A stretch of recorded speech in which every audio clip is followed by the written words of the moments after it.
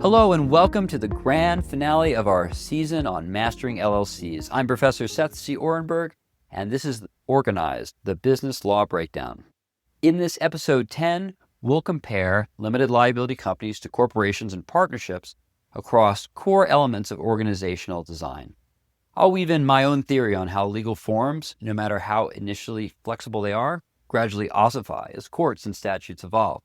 Stick around because we're going to wrap everything up and put it in a little bow so you come away with this season really understanding when the LLC form is useful and what it's not so good for. So to begin, let's name seven core elements you can use to analyze any business entity. And this is an excellent time to grab a sheet of paper and start making a grid. First element is formation and legal identity. Formation and legal identity deals with how an entity comes into existence. What formalities are required? Second category. Second is capital structure. Capital structure is the way an entity organizes or issues ownership interests. Third is governance structure. Governance structure is about who manages the day-to-day operations and how votes occur when we have extraordinary transactions or we need to make major decisions. Fourth is fiduciary and ethical duties, which define the obligations that are internal, what obligations members or managers owe to each other. Or I should also include what are the duties of directors, right? So fiduciary duties is our fourth category. Fifth is the liability shield. Fifth is our liability shield, and I'll also put in there risk allocation. And this fifth category covers whether owners face personal liability for debt. So this one is looking externally about veil piercing. Six is tax treatment. I'm not a tax lawyer, and I don't pretend to be, but you need to know enough about tax to understand basically how these forms will be taxed either at the corporate level or if they're flow-through and are taxed at the entity level. So 6, we'll put tax treatment, and the big categories there are either entity level taxation or flow-through taxation, sometimes called corporate taxation and partnership taxation. 7th and last is exit and dissolution. So there are different mechanisms. It can be easier or harder for owners to leave and maintain the entity behind it. And there are different rules about how it winds up if operations are ended. So we'll talk about the element of exit and dissolution last. So we'll go through these 7 elements. So let's go through these 7 elements. As we go, I'll try to tell a few short stories. I'll draw contrasts between corporations and partnerships. And at the end of this, you'll have a clear sense of where LLCs, corporations, and partnerships stand. So this is a longer episode, but we're putting a lot in here where you get to see how all the major forms of organizational governance compare to each other, and I give you a matrix to figure out which one is right for you. So with that, let's dive in. First, consider formation and legal identity. If you want to form an LLC, you file a certificate of organization, and you adopt an operating agreement. This is straightforward. There are fewer statutory mandates even than a corporation. Forming a corporation is not particularly hard, but a corporation does require articles and bylaws. A corporation, you'll also have to specify your number of authorized shares. You'll have to elect initial directors. A partnership, on the other hand, is even easier to form. You don't actually need to do anything. You don't have to make any filings. It can actually come into existence inadvertently, which is itself sometimes a problem. But in any event, a partnership doesn't require any formalities. That said, it's a really good idea to have a partnership agreement so that you don't disagree. An LLC is a sweet spot in the middle for many people. You get official recognition, you have certainty of what you have because you filed with the state, you get limited liability, but you have less formalities than a corporation. This works for a lot of small businesses. Second, let's look at capital structure. And again, we're comparing capital structure in LLCs, partnerships, and corporations. In an LLC, you define membership interests entirely by contract. So the operating agreement dictates everything. Doesn't matter how much you put in, you can get out whatever you want. So if you and your co-founder want to split profits 60-40, but separately, we'll talk about governance, you want to split voting 70-30, you can spell that out. And the amount of profits don't have to be tied to the amount of capital invested. You can have it completely separate. In a corporation, on the other hand, it's much more rigid. You have shares.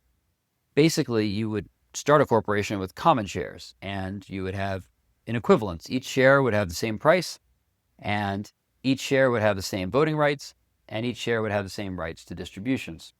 You can make complications in corporations, like with preferred stock, where you can have different classes of stock. This is common in venture finance. But in general, the corporate form is designed to be less flexible on purpose, so you know what you're getting when you get a share of stock. And then a general partnership has no shares concept. Each partner simply owns a proportionate interest, and that typically is based on how much they contributed, or in some instances, it's just if you have 3 partners, it's a third, a third, a third. So the most flexible ownership structure, capital structure, is going to be in the LLC, where you decide and you have to schedule out how much of this organization each person owns. And that doesn't have to be tied to how much cash they contributed or how much work they do. You can do it in any way you want. And just by the way, one thing that's unique about LLCs, since they are flow through, you can also allocate losses differently. So one person could get 60% of the profits and another person could get 60% of the losses. And that could be beneficial depending on your tax structure or whatever it is that you're trying to do. I don't think it's a good idea to play around with this stuff just for fun, but if you have a particular business purpose in mind, the LLC merges a corporation's clarity on liability with a contract ability to change the structure to what you want it to be. And so you could have something very simple that looks like a partnership. You could have something very complex. You could have something that looks like a corporation. And again, as we're looking through this, at this point, you'll probably have written flexible in the LLC box. But a corporation, you generally have the idea that one share is a percentage of the profits. So if you have 100 shares and you have one, you're entitled to 1%. In a partnership, depending on the state law, it's either going to be based on how much you contributed, or it's going to be based on a third, a third, a third. 3 partners, each one has a third of the interests. And in an LLC, you decide. It goes in the operating agreement. Third category, governance structure. LLCs can be member managed or manager managed. So you can basically make them work like a corporation or like a partnership. Member managed is like a partnership. Everyone sits around a table, proverbially. Every person has 1 vote.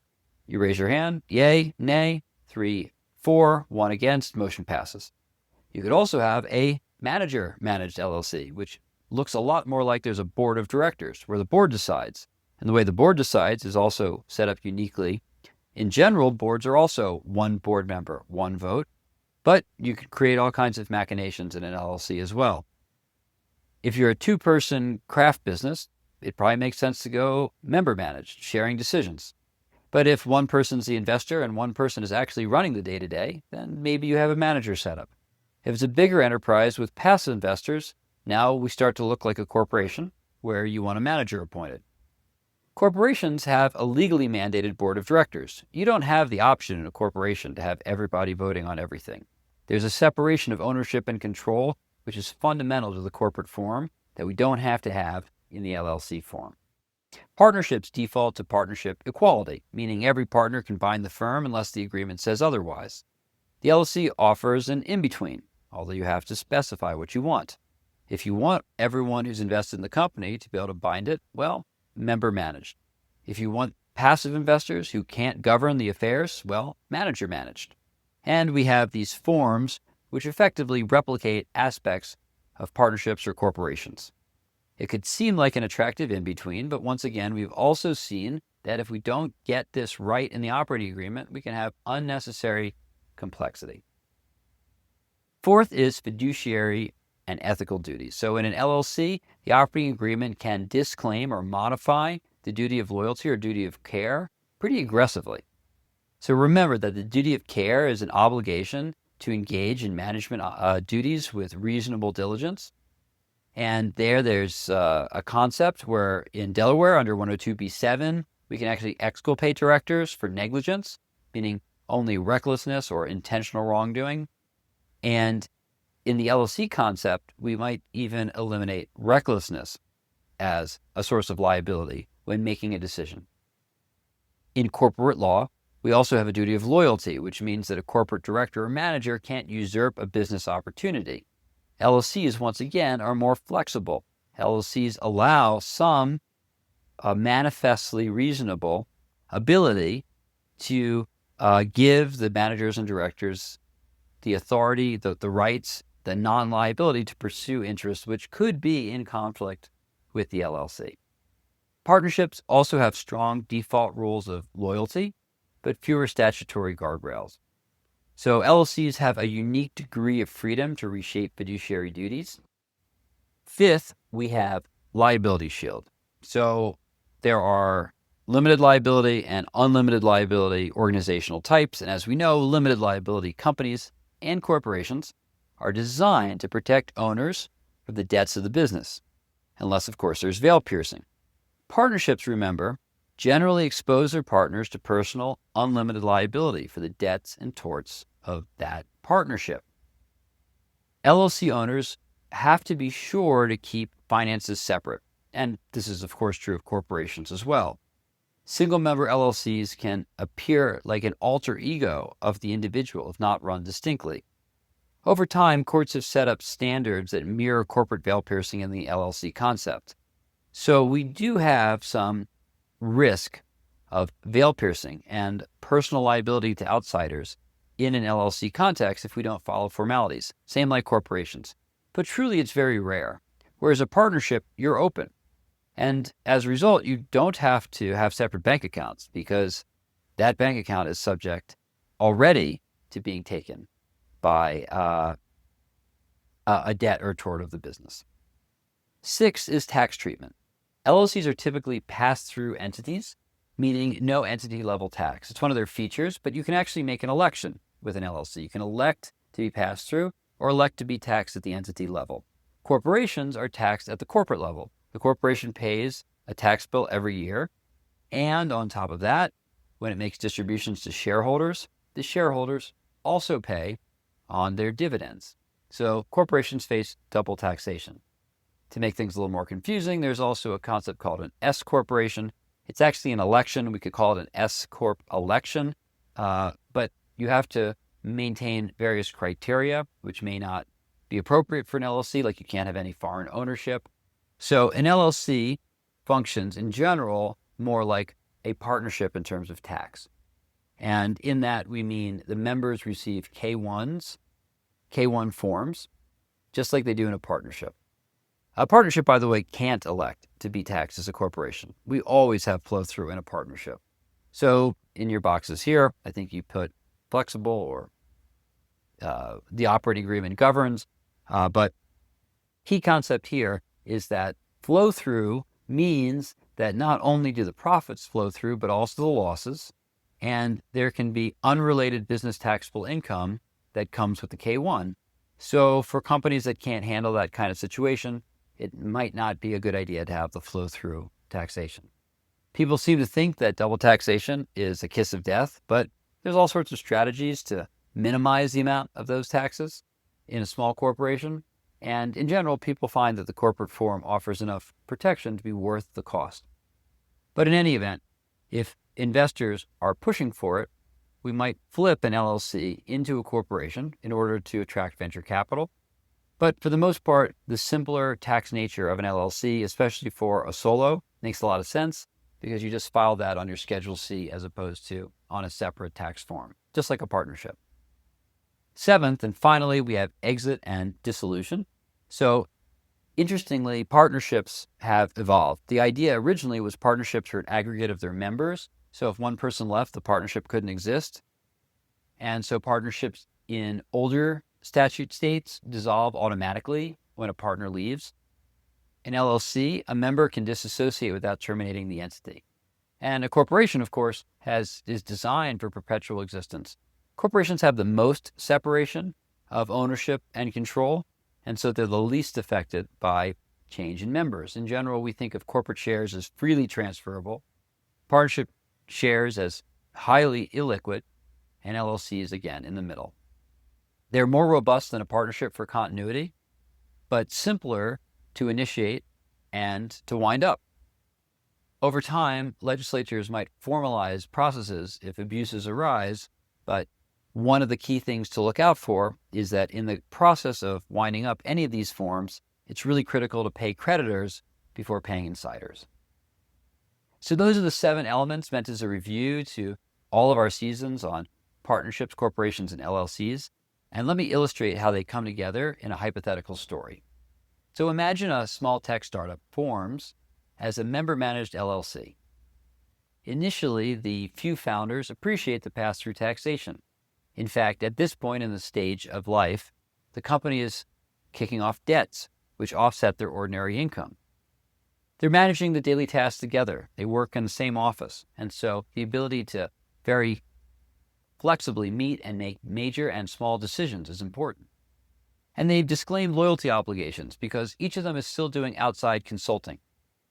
They keep everything in a single bank account, which has the business's name on it. This is an easy and appropriate way to start a new business. But as the startup grows, they start to realize that outside investment would really help jumpstart their business.